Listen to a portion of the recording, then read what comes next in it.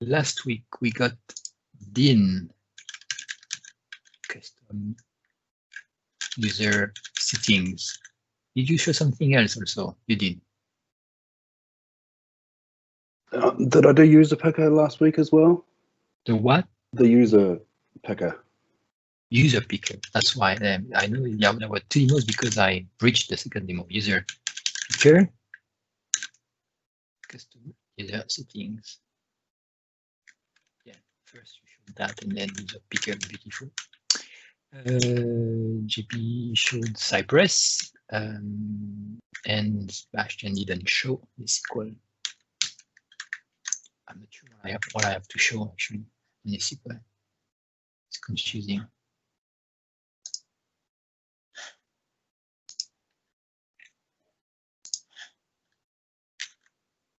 But I have no idea.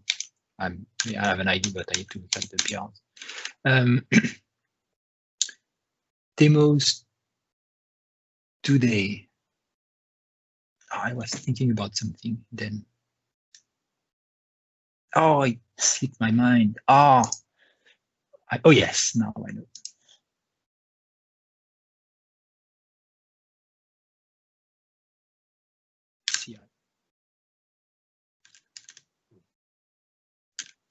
Anyone else has demos?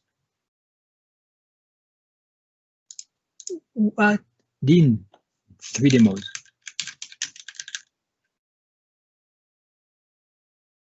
Sure, pick a topic. We just give you 10 minutes to build the features and prepare demos.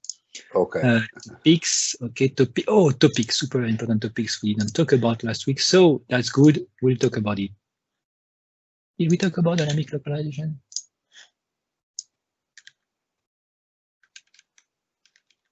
There's nothing to say, but let's see next week, this week. So status. Let's do a quick code status. Altered one. Fetching 15th of October, a month ago. Nothing new today. Oh boy. And this one. The elements. So we were there. Upgrading YesSql. I assume it has been merged, right? Yeah, we merged it with taxonomy filters. So now you have to make your screen bigger, Sebastian, so that we can see it. I got a new screen, but didn't have it. Oh no, I just set it up like this week. So it's too small. Oh my god. A little bit of zoom. Okay, well, I can do that. Just I need to stop. Looks good. Okay. Yeah, I love that you can do Control+, Control- in these apps like VS Code and so on. This one too. Beautiful. I just use it because Bertrand said we should use it, so I use it. Do you still use it, Bertrand? Or maybe you don't do Git anymore? Yeah, of course. It's the best, it's the fastest. Okay. So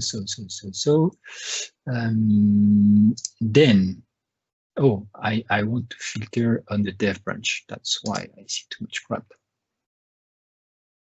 See, boom, filter dev branch. 11th of October of November. During the meeting, somebody is committing stuff during the meeting. Fix NullHtmlLocalizer for core. Oh, I was looking for this morning. So this one, I think that is there something. So you just made it obsolete. And changed it from being a explicit implementation to, sorry, an implicit to an explicit. So it compiles and runs now. See on line 59, it was oh, here.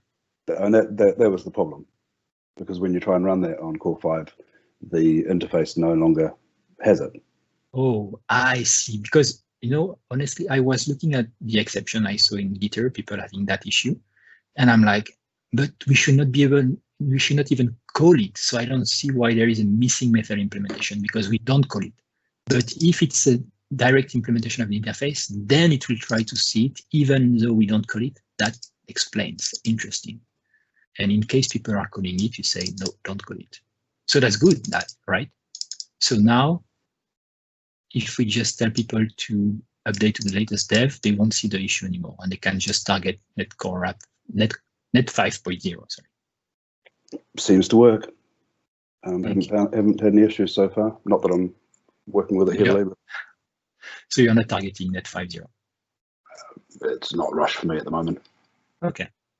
I just want to be sure if we can. I don't know if anyone is doing. And so if we wanted to target net 5.0 with the current source code, we would need to actually change the CS project, the orchardcore.cms.web project file to just net 5.0, and then your app will just use net 5.0.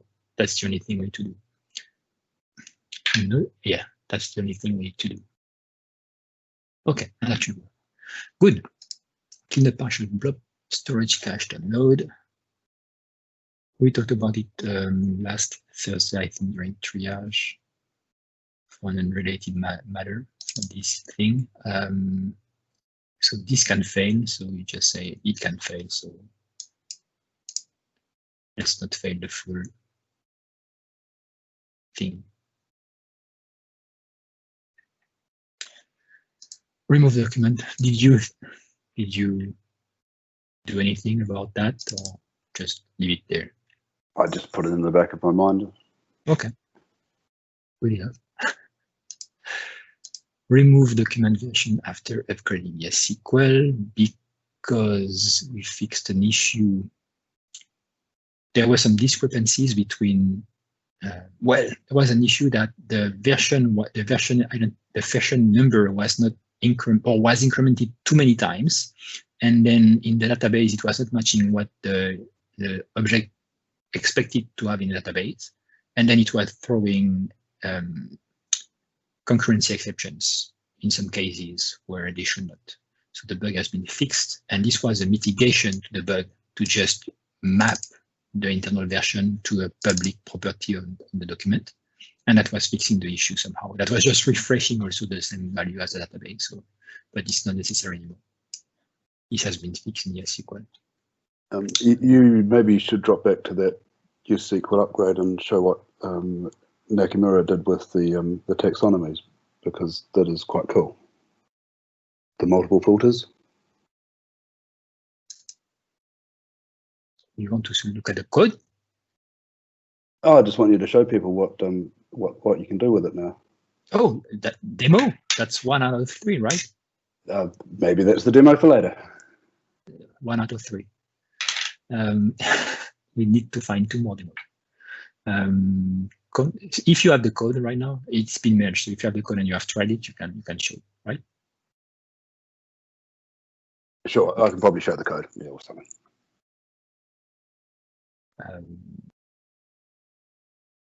I don't know where it was merged, probably before that. What's the name of the user? It was a new contributor. Nakamura. Nakamura. And I said in comments, I was impressed by this PR because this PR, the intent of this, I didn't talk about it. We didn't talk about it last week. That's weird. So the intent of this PR. No, sorry. We started here. So I will go back then. Not 11, but 10. Okay, sorry. So this PR, YesSql Upgrade and fix multiple taxonomy filter issue. So the goal is to be able to filter on multiple taxonomy using, I don't know if it's an and or an or, but now you can select multiple taxonomies when you filter. And probably didn't really show us how it works. But this PR is interesting because it was the goal was to use 2 things. First, this user found out that to be able to do that, it was missing a feature in YesSql, which we implemented in the meantime to be able to filter multiple times on the same index. So by doing multiple inner joins, and then it changed the the code somewhere here to use the query.all. There is also .any. So all means all the predicates inside need to be true. And you can call that multiple times, or you can do .all and .any inside also. So you can do multiple Boolean expressions. That's what you would expect. Before it was just with, and you could just do ends, and that was it. And actually, you can't have the same record with two different properties like this. So that was the issue. Now you can do that multiple times, and that will work. You can do an end and an end. It will work. It was not working before. You couldn't have two predicates on the same index. Now you can. So it's yeah. So that's good here. So the first issue was, okay, let's use the new API. First, you discover that there is an issue, then trigger an issue that we need to implement that. It's implemented, and react and use a new API. But then there was an issue with, we need to upgrade. Yes, there was, yeah. Oh boy, crazy. All right. So GraphQL was building, well, is still building SQL queries dynamically. So the GraphQL implementation we have is still building SQL dynamically because we have an AST of expression, okay? Expression, predicate, whatever, logical expression, not expression, we have that. And we have that because in GraphQL, you can have complex expressions. In our implementation, we decided to support that. So you can do and, ors, all the things you want on different properties, include, starts with, and everything. So we parse that thing, and then we convert it to a dynamic SQL. And this used to be generated. So the SQL that was generated would have to do inner joins on the index table. But since the change I made with the new API, the with all and with any, or all and any, now we have different table names because each table now is actually not a table, it's a table alias because we can project on multiple tables now, or multiple aliases. So it broke GraphQL. And this user understood how YesSql was building the query after the change by looking at the source code of YesSql and changed the code to react to these changes by creating new kinds of dynamic SQL queries. And because he didn't have access to the named aliases in YesSql, he used private reflection. He had to use that private reflection to get the names, the dynamic names of the dynamic aliases. And it was working. I'm like, okay, good. So I was surprised that he was able to identify the issue, look at the YesSql source code, and change everything. So after that, after I saw this private reflection, I changed YesSql to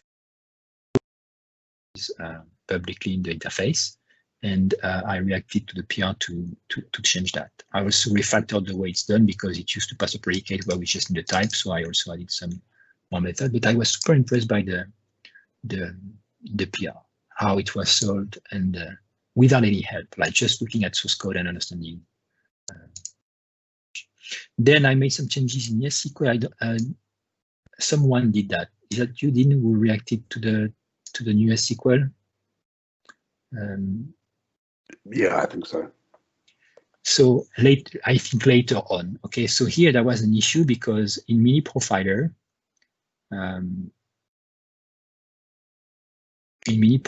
it was using, yeah, maybe it's already there actually. In Mini Profiler, it was using the SQL Direct Factory, and there are some lifetime issues with these static things because the Mini Profiler is per store, but we will change the type of connection to a custom Mini Profiler connection for the whole app because it's static in this case. Before that in YesSql, and with multi-tenant, it would have broken some things if you had different databases. So I had also to do some other changes in the lifetime of these dialects and connection factories.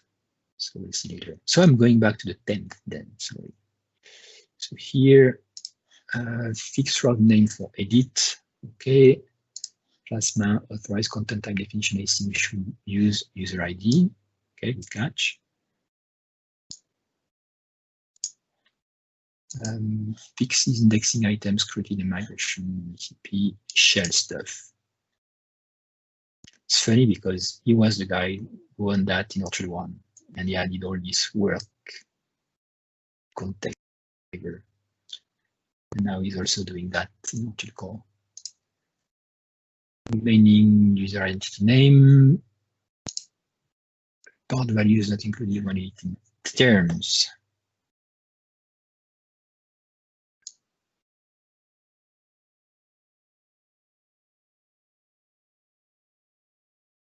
Okay, so parts were not included in this case, so you need to create a new object to get the part properties. Tenant link should open a new window to be consistent with 7475. The idea is that anytime you have so under set logic, which makes sense, anytime you have a link from the admin to the front end, then it will target a blank. We are switching sides, so it's a new window. That's what it's fixing. We saw that. Fix NullHtmlLocalizer for core 5. Yeah, so that's what we just talked about. Clean partial, we talked about it. Versions, convert anchors to string using InvariantCulture.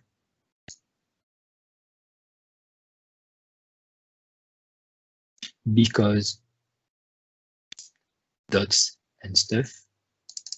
No. Why? Yeah, dots and commas. Because I think Stephen might be from possibly Holland. Belgium. Is he? Belgium, yeah. But the Dutch-speaking part of Belgium. That would make sense. That's why you think it's different. So yeah, he identified that they were coming through as commas, but they need to be not because they're floats. Okay. Good job. Added precedence info for placement. Okay. Thank you, Richard. Upgrade data protection to Azure standard library, so update. Antoine, you missed that. Well, that's not so that's actually moving to the new storage libraries. I see. The new one. The new ones, which are all .NET standard rather than ASP.NET Core, because they're dropping everything from Core 5. Okay.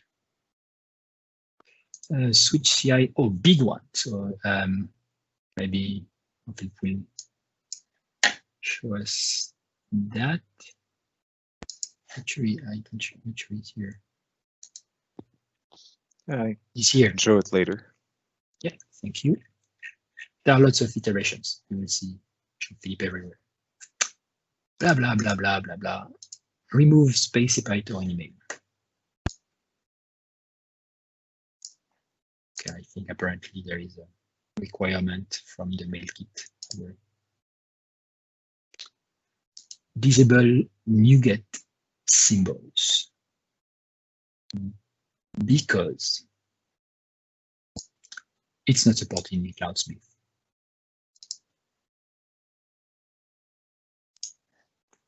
Fix no reference exception.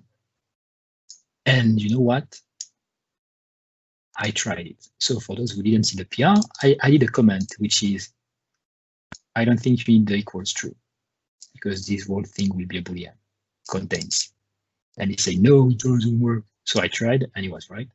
So what happens is that the step.disable, disable is it's not, I was confused because it's an array. And I was wrong because it's an array. So this at that point is an array. So if it's null, it will return null. But this then, so null equals true will be false. But you can still do dot contains, which at that point will be a Boolean. So because that thing here is an array, you need the equals true. Otherwise, it doesn't compile. But that's the end. So just fixing the issue that if you're in your recipe, you don't put the disable property or the enable property, it won't fail in a recipe step, in a feature step, So in our examples, we had some we always add enable and sometimes disable with an empty array. But if you don't put the line, disable will be null, and then we'll get an issue. Another option would have been to do like we do usually in most of our DTO, I'd say, is to initialize that with an existing array. So we are sure we have a non-null object. Unless in your recipe, then you put equals null, and then, okay, we are screwed again. So, okay, that's a good check. You see the example. So we also removed the disable, which are empty in this case. That's why the null exception appeared. So in JSON, can we put it? I assume we can. Can we put column null? If we put null here, I assume we can. Yeah. So await registration events, something that Chantier found. No, it's not nothing to do with what Chantier found, but good catch here.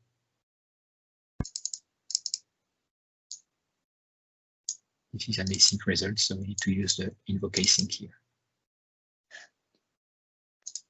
Din, fix custom settings to be able to support parts. Now we saw that. Fix letter partings and improve wording. Okay. Yeah, because there were two cases. In case you had a template or not a template, having something empty didn't mean the same thing. So now there are two explanations. Leave empty to auto-generate the title using the pattern. The title will be auto-generating using the pattern. Settings, options, editable, generated, disabled. What are these two? I don't remember. Maybe what they say. Leave empty to auto-generate the title using the pattern. The title will be auto-generating using the pattern.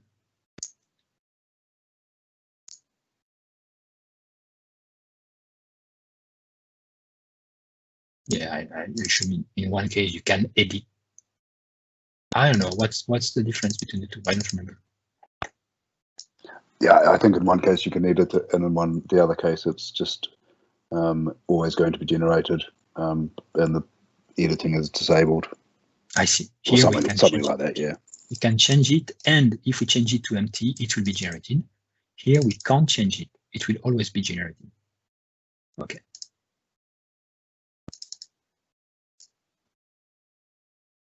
Okay. Upgrade YesSql with the new lifetime of the configuration. So there is no more factory for, because there can be ambiguities with me profiler. Now you just access the SQL direct.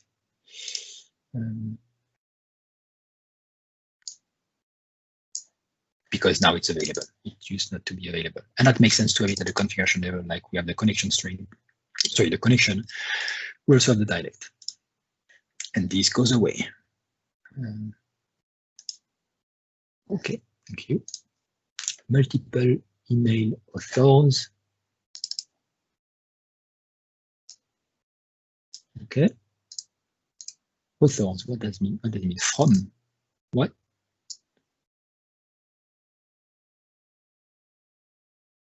I don't even know what it means. It works. I mean, it's in the API, but how can you define a from with multiple addresses?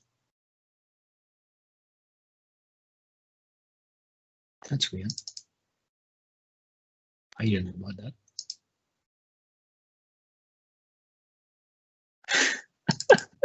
It's putting my email in the unit test. Well, if you look for it, it's in the GitHub commit messages, but I mean, that's weird. That's something I would do. ReplyTo must have author addresses if not set. So here we have also multiple addresses. Okay.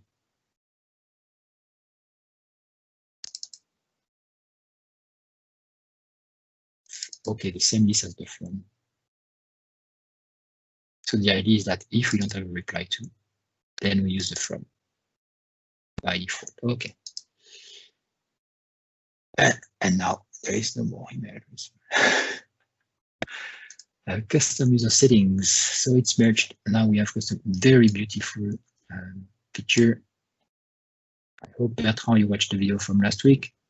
So now you can add user profile, parts, and fields automatically with custom content types, the same way we have custom admin site settings. Custom site settings. It's awesome. It's great. It's beautiful. I lost where I click. Where did I click? If here. Yeah, that's great. Then changed GetCenters, GetAnchors, media documentation. Okay, so Steven is using it a lot because he fixed 2 things already in documentation also. Add log off path cookie. Okay, I know about this property, maybe a new one. And I don't even remember what's the difference, logout path.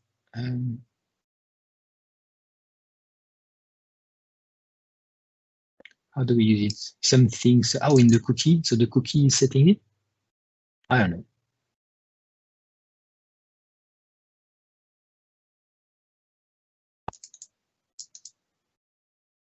Because this, I assume, is when, I don't know how it's used.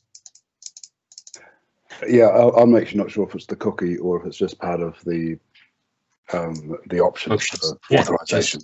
So we can retrieve it and generate the correct UI. So I don't see the relationship with the cookie. Yeah, couldn't say that it's to do with the cookie. It's just to do with options, I thought. Okay. This one, I saw the PR and then all the commits. It's not here to explain. So I haven't checked that. I saw that a while ago and we talked about, it's just apparently minor changes. So SDK1, stage build length, 2 stages, release, runtime image, so to build in the build release, and then just the runtime. Okay, so it's optimizing that, so nothing special here. Okay, so 2-stage file. I actually asked him to undo that because it was making the build twice as long or almost twice as long.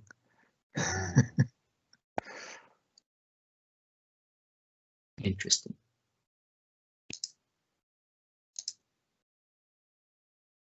I see.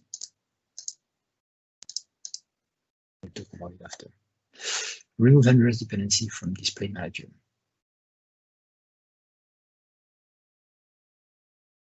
So Dean, did you look at it? I didn't check. I didn't see that. I did look at it. I hadn't quite finished looking at it, but it's moved to some extension methods as a validation, as a way of sharing the validation code between the handlers and the drivers, which I think is probably quite good. So quite like it. About the only thing that I was never quite sure about was on the alias. It was where to put the constants, but Michael seemed quite happy to put them on the alias part. I see, because this thing here is moved. So that solves the issue, and we're now seeing the code that is shared quite visibly shared.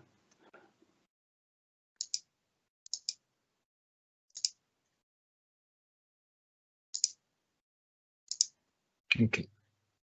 The issue we had was that there was a new dependency injected just to be able to reuse some code, even though the fact that it could be reused was a happy accident. And it doesn't mean that for every handler and driver, the code should be reused. So it was introducing a dependency that was not necessary. It was just by chance 2 handlers could reuse the same code. But in my mind, the code should be duplicated. So in this case here, the code has been externalized to something, and the 2 components use the same code instead of one depending on the other. Meaning one component depending on the other. So the components here don't depend on each other, handlers and drivers. That's the goal.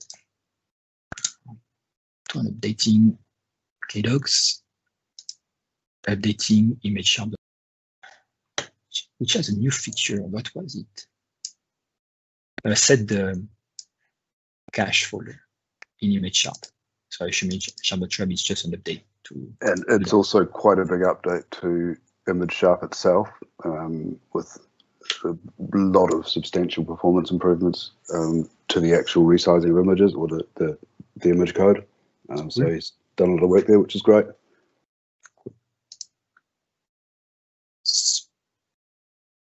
Specify background color when resize mode. So new feature. Okay, that's the new feature. So now you can specify the background color. And he also added 2 media profiles. Beautiful.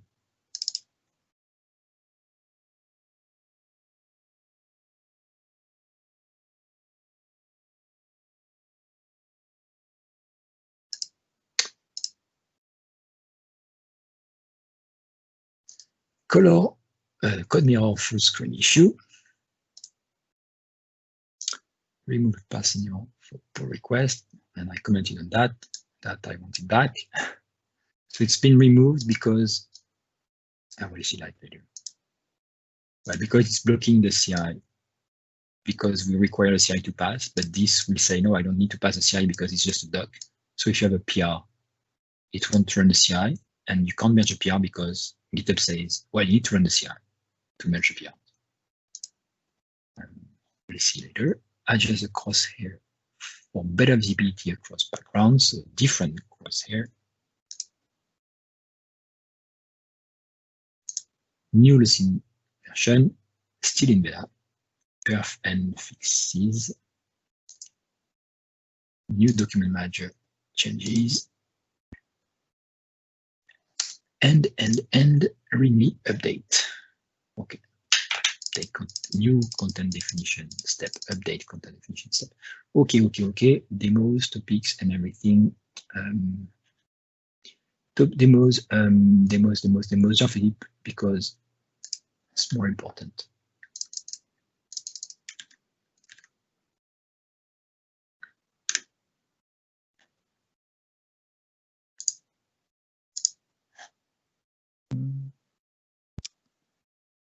And trying to share. Is it sharing the right window? No. Wait, remove. I don't know, I don't see it properly, but can you see the switch CI to GitHub Action tab? We can't see anything. It says that my share is ending, but I can't see anything. It's not sharing anything. Okay, give me a sec. I'll just put my monitor down to 1080p. If not, you're going to see a very small screen. There you go. Let's try this. Can you see now? Yes. Okay. So last week, we were having pretty long build times due to Travis, I think, doing some throttling.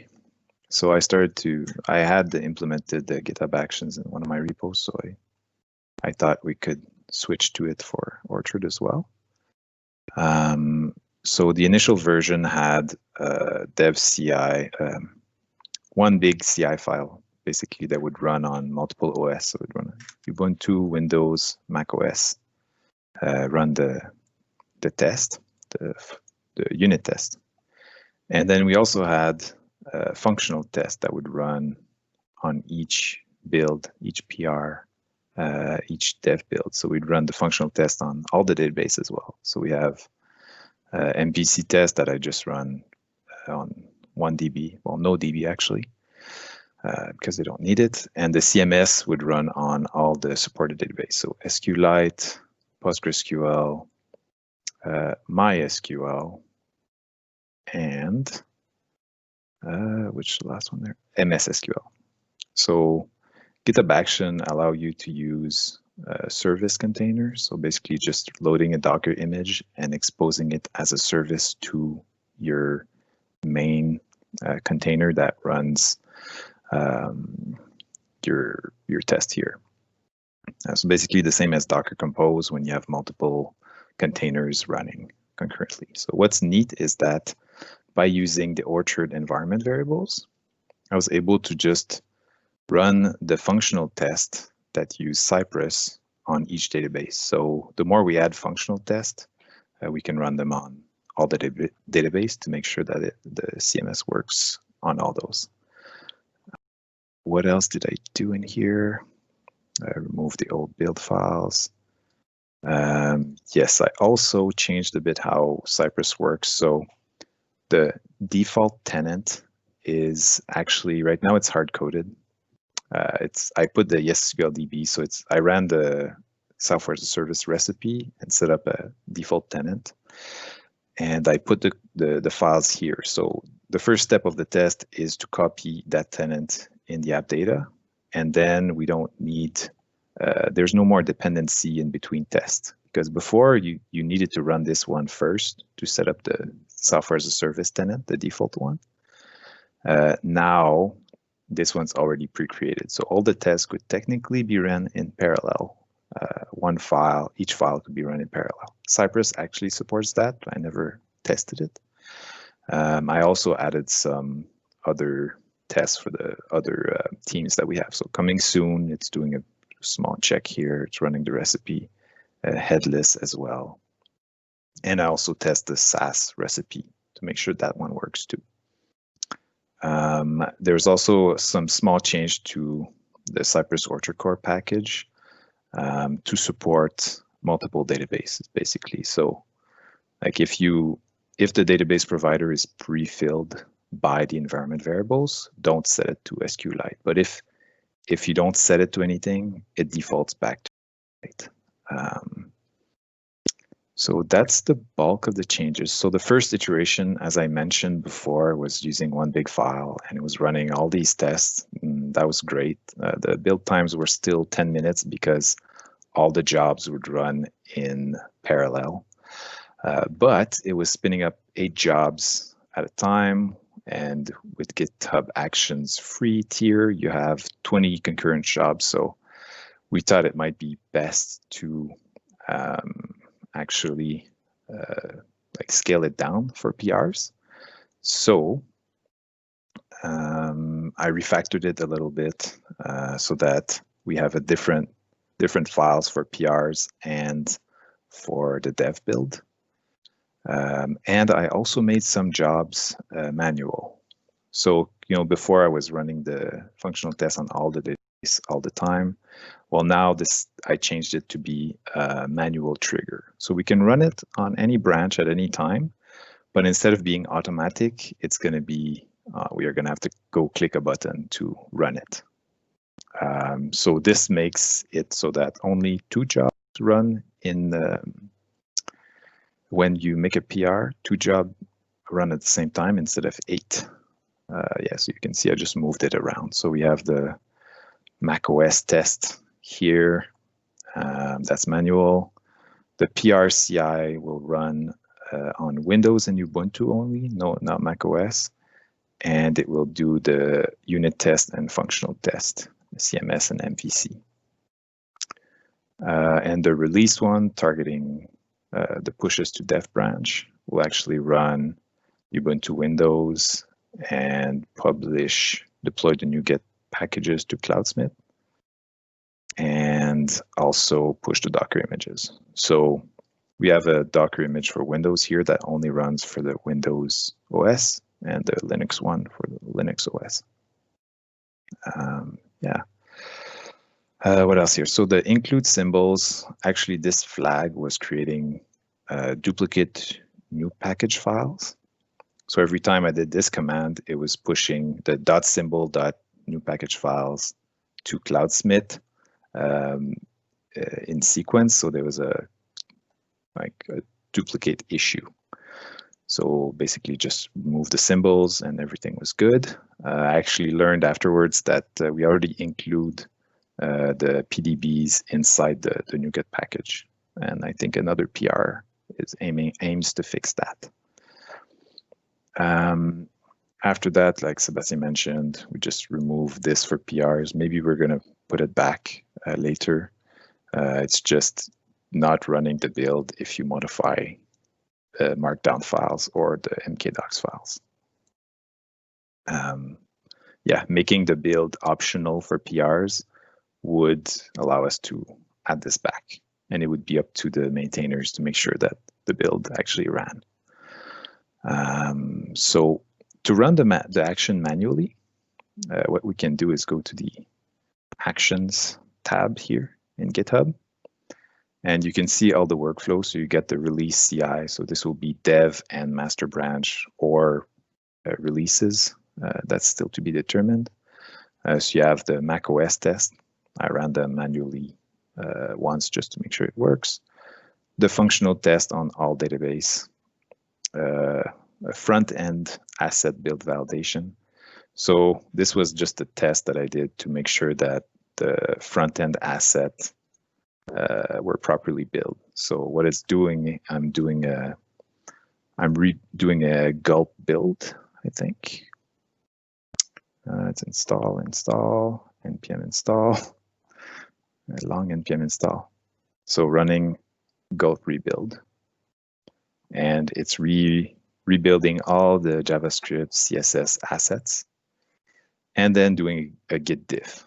So looking if any files were modified by this. And there is some, but I'm not sure it's an issue. It might be an end of file, end of line issue, or maybe sometimes, you know, we don't rebuild and this version of Bootstrap is still using the old one. I'm not sure yet. We might make improvements to this eventually.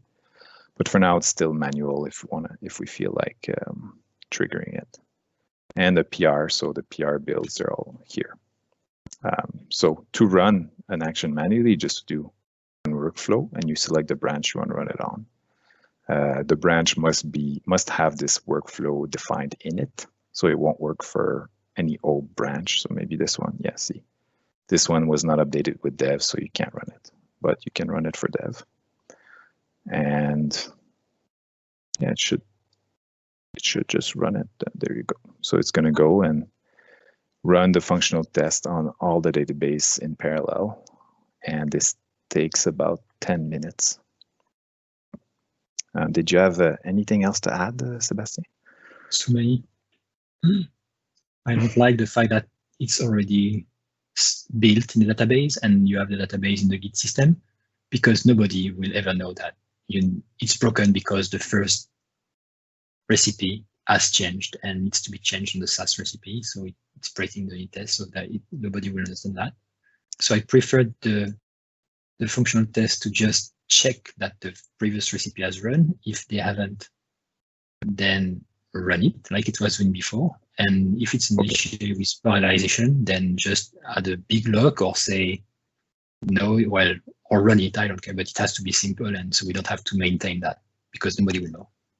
Yeah, I agree. I wasn't sure when I did it, but I think there's a PR that's auto setup that I think would be used support this. So okay. I forget what it's called, but I missed it in the first PR.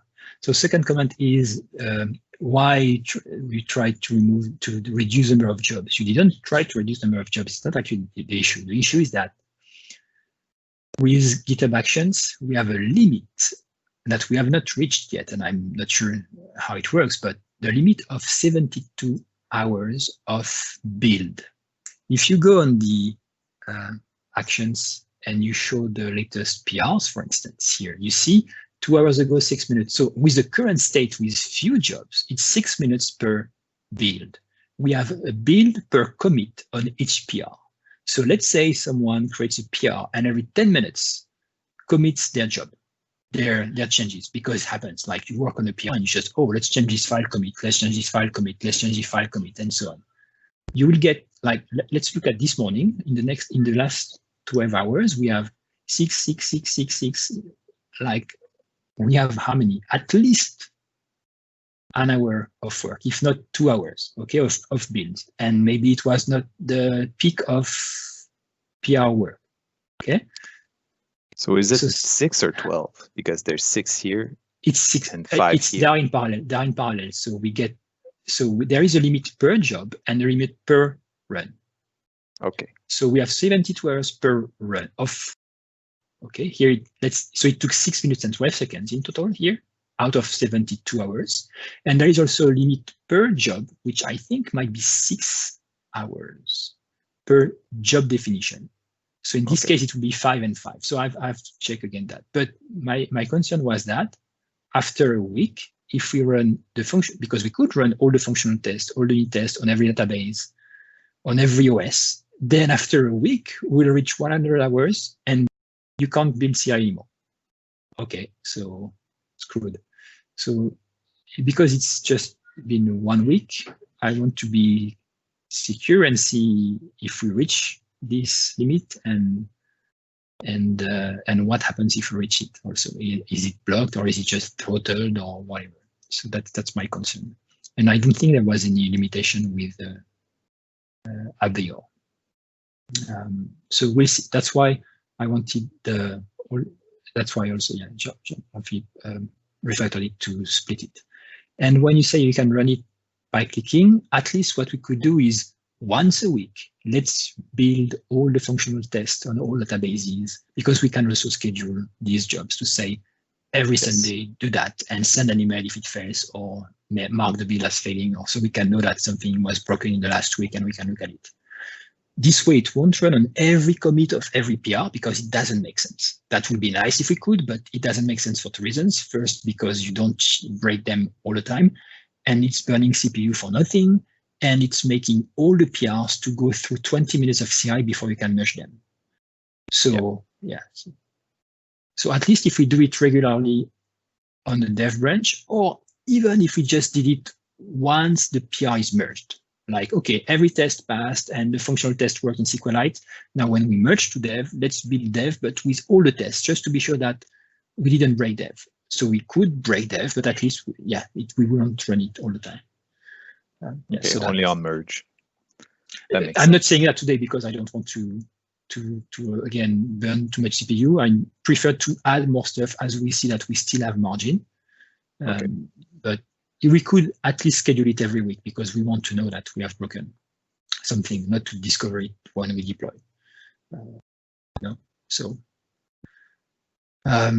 So yeah, and that's very good. It's super nice. We run many more things. It's faster because we limit so that's great. All the OSCs, all the databases.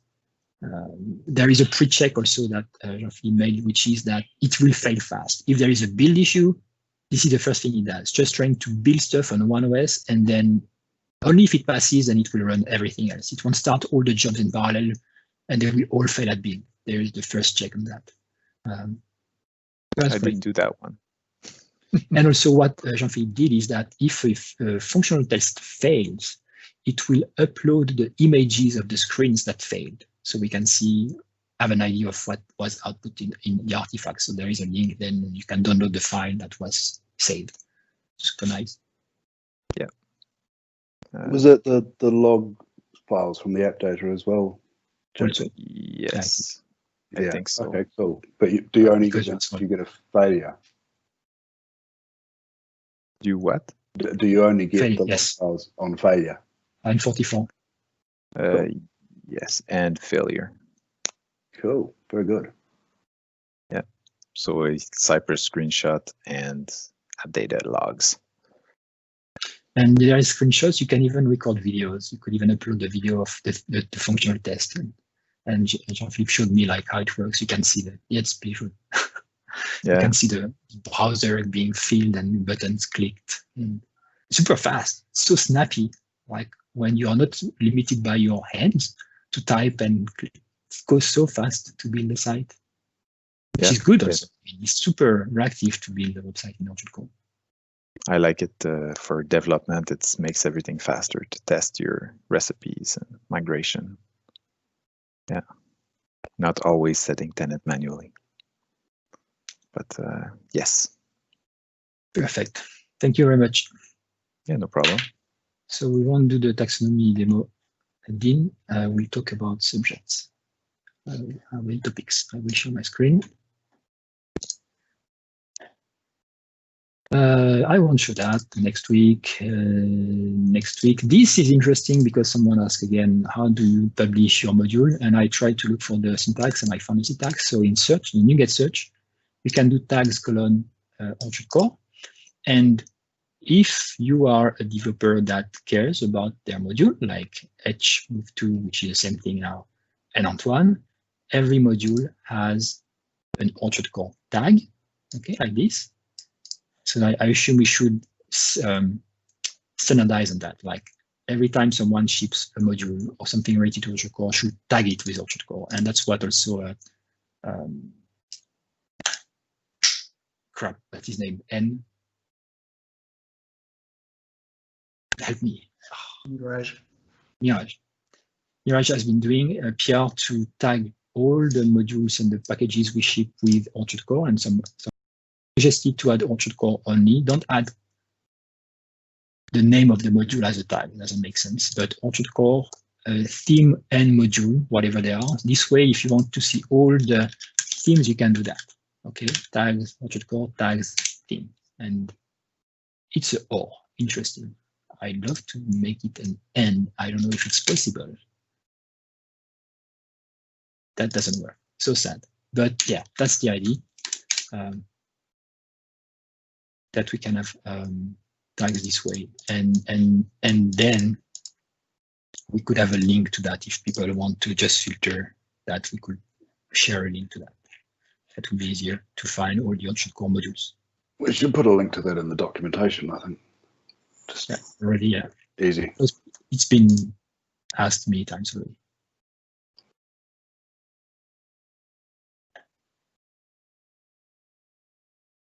Got all the modules from H. Great modules, I mean, are something awesome. They have the user profile also. So that second topic, name. So we talked about it during a triage meeting. The idea is that, and nobody was opposed to that, but let's talk about it more broadly. The idea will be to have to change the name of Orchard core to have two names, and two names because there is a conflict between the CMS and the framework, and there is also pre/misconception about what Orchard is, and everyone thinks that Orchard core is a CMS. So nobody wants to use a CMS to solve a multi-tenancy issue, and it's hard to change their mind because yeah, Orchard in the common mind is CMS and not just a framework to do modular and multi-tenant development. So I think we need to talk about splitting the projects in two names / repositories, having the framework and having the CMS itself. So the CMS will still be like Orchard core CMS, okay? And probably Orchard core, such that, yeah, okay, you are right. If you say that Orchard core is a CMS, then you keep your mind and that still works, okay? But the framework could be named something else this way. So there are two advantages with that. It's like new name, no misconception, or how do you say like preconception? Or no, I don't know. You don't think like, oh, it's a CMS, okay? Preconceived. Preconceived what? No preconceived ideas. Okay. Preconceived idea. Thank you. And like about perf or whatever, like slow, heavy, you know? No, it's fast and lightweight. It's just multi-tenancy, just rewrite.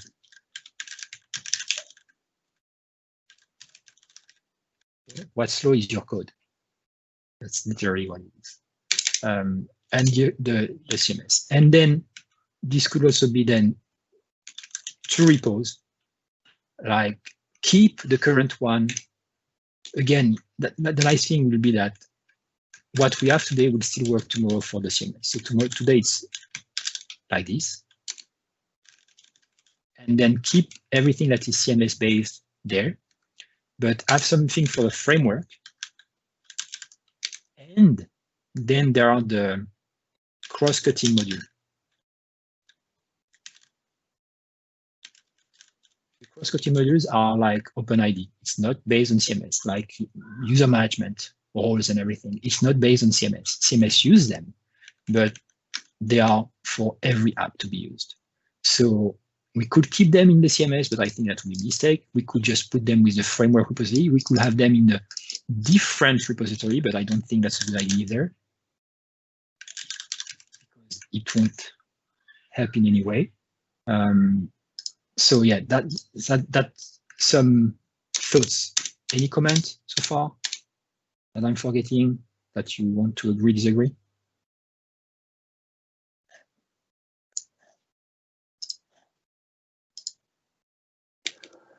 So I think there is quite an advantage in decoupling the framework from the CMS, because at the moment the framework's quite inaccessible to people, because a lot of us working with Orchard are working with CMS, maybe not so many of us are working just bare with the framework and able to really help people and even figure out ourselves just exactly what the framework is. So whether it's a new name or a new way of seeing it, that would be helpful, I think.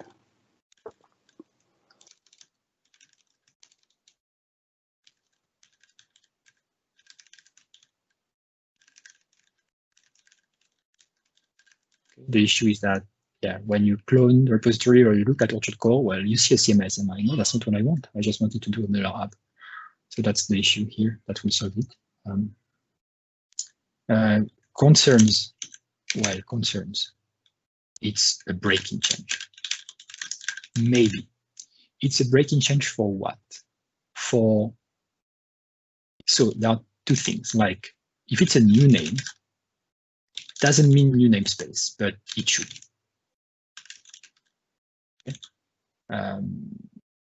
It should, because it's still hard to go on a repository called foo and see all the projects name bar. Okay, that doesn't work. So it has to be a big breaking change, and that probably will also break database and stuff like that. So that's some things to consider. So it has to be a major release.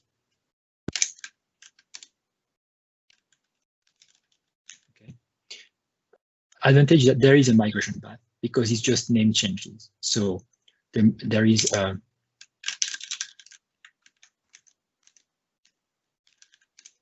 migration path for the database and for the code base. So like it's manual step to do that. We could even automate that if we want to do a tool that goes over all the files and changes them spaces to other namespaces. That's what it is. And database, it's about going in all the documents table and changing the types to something else, to another type. And ideally, it's just the type names column to change. So the types changes, and maybe also the document.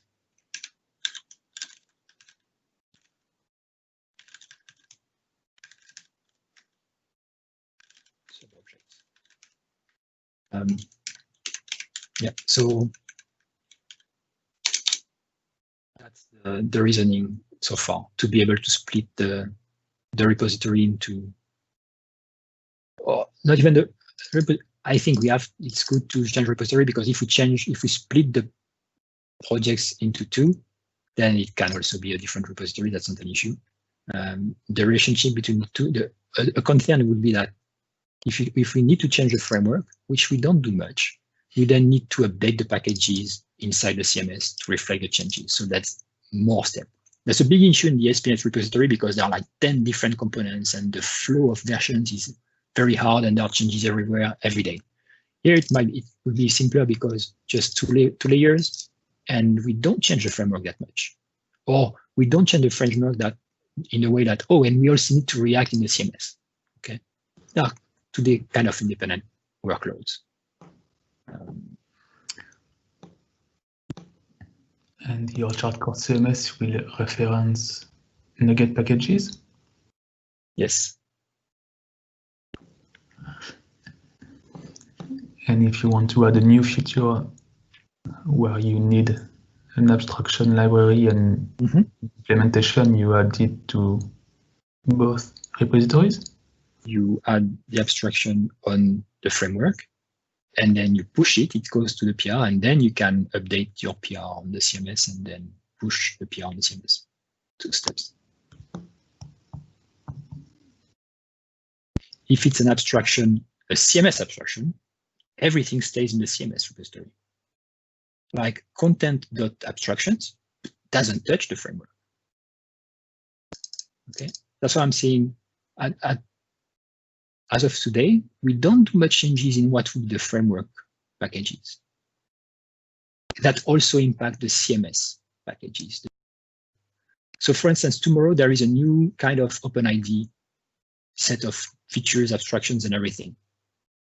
I mean, everything will be done in the framework. And then if you want, so all the modules and all the abstractions and everything will be done in the framework because it's not a CMS thing. If it's a CMS thing, it's hard to conceive that it will have to change the framework itself. Might be, but I don't think it will be an issue at that point.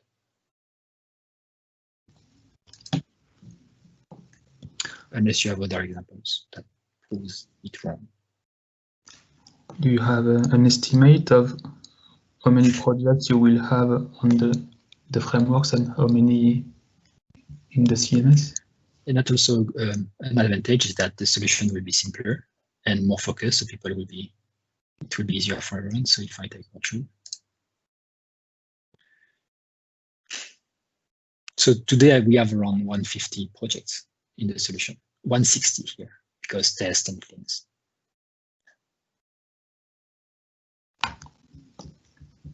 $161. I miss one. I need to update. So here, everything which is. You should zoom your screen again, Seb. Oh, well, this one doesn't work. Let me fix that.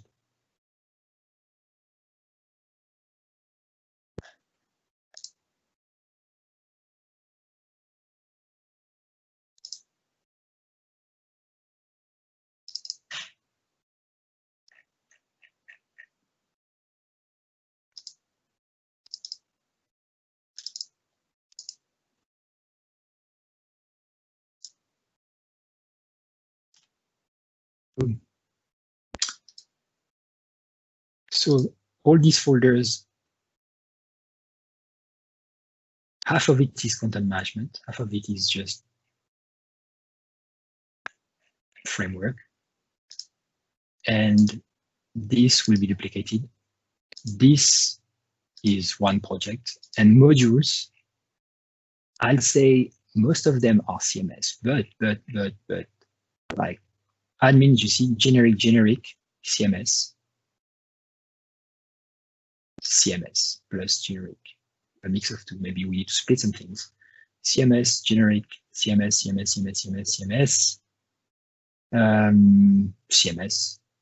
but can be CMS. We say can be discussable, but CMS. Generic, both generic. It's the theming engine. Okay, dynamic cache, theming, and things like that. Generic, CMS,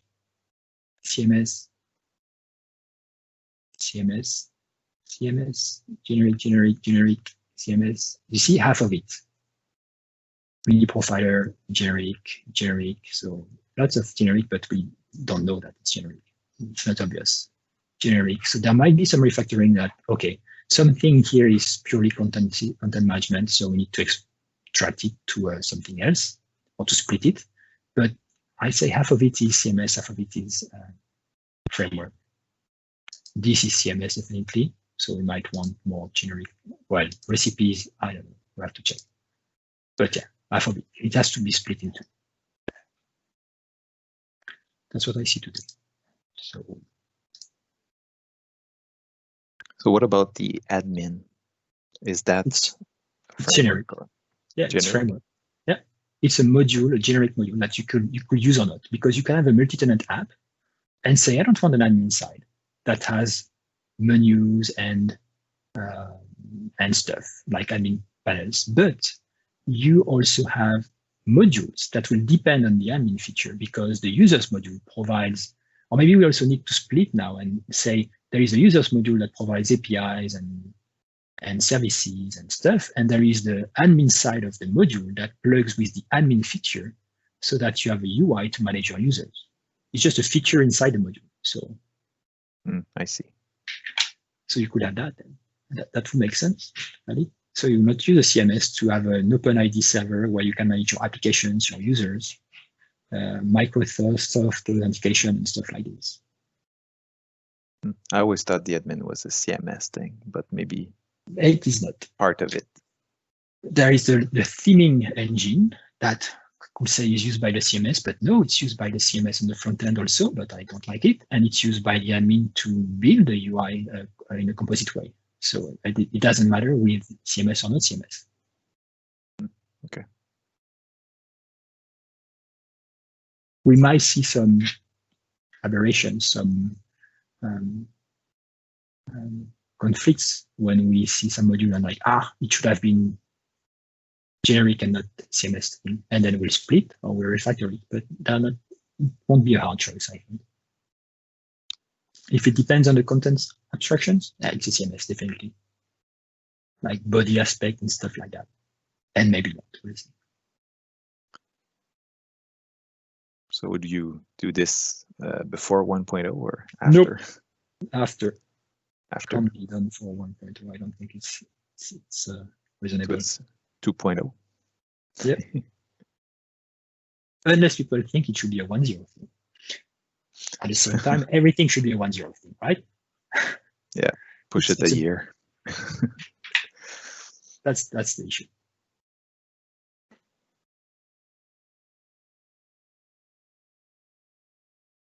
Ideally, it should be a 1.0 thing, but it's too late to do it now, I think.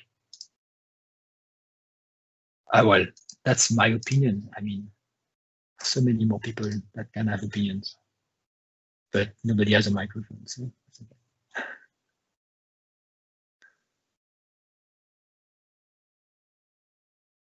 And that would be harder to make it 2.0 because then the communication, I mean, well, that's not an issue. I mean, if you say today that, okay, I'll just provide a CMS, but tomorrow you can say, oh, there is this new project that you just, okay, fine. The language will still be the same. Now 2 projects, one for the framework and one for the CMS. And you don't even have to mention the CMS when you talk about the framework, because people will be like, oh, it's a new product. Great. I don't even know about Archer. I see it's your product and it lets you do modular apps. Great. And then we can, it's like there is a Django and Django CMS. Is there a way to make it non-breaking? Yeah, right, Soteris, am I right? That's how people think about it, Django and Django CMS, because I know you have experience with that. Non-breaking, yes, yes and no, it will be breaking, but migration path should exist. Yeah, you're right about Django. This is the way that it is. Yeah, but everyone contributes to Django. and there is also an admin module for Django, right? So you can then plug to an admin side of the site. Yes, exactly. Yeah, that's how it's done. That's good. Yeah, we have some messages in the chat. Oh, sorry. Oh. That makes sense if you have a mic, right? What did I miss? Oh, so many things, assumptions. Coming from CMS have some concerns. What will be the gain? I think I answered that well. Yeah, it's just so that more users use the framework without the CMS. And when I say framework, it's also the admin side and build modules and contribute to all the modules that we want to use in the CMS.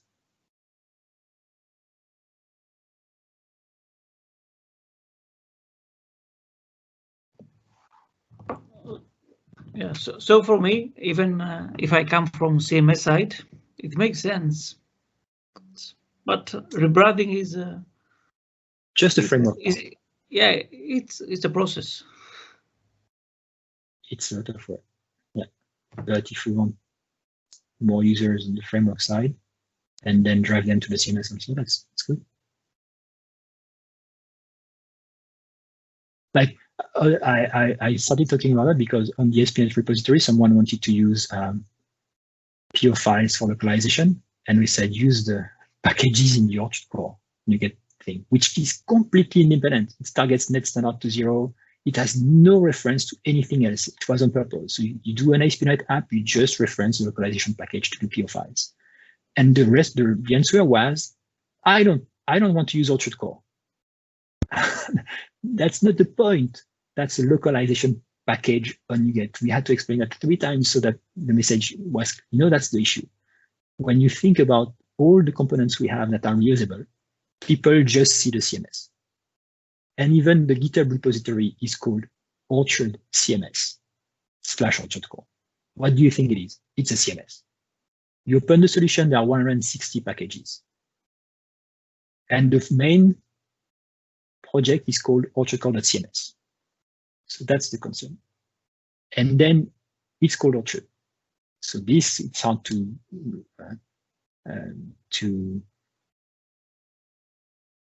get rid of the name for the CMS, okay? But some people in the SPNet team will also think that we should rename the CMS itself because it has baggage from the first version. So people think it's heavy and slow.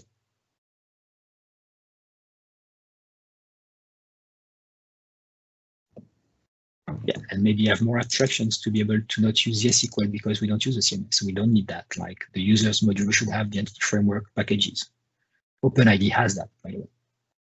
It's new name, not the CMS. Let's not change that, but we will need to find a new name for the framework.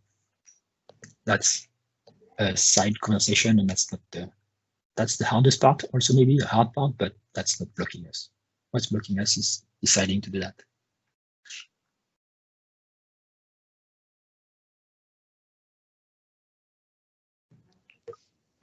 Okay, makes sense, at least to me. Okay, good. So think about it, give feedback. I assume next step should be to find an issue to gather more feedback and see how it goes to drive it. Good. All good. Okay, so next topics for next week's. Thanksgiving. No, it's not yet Thanksgiving next week.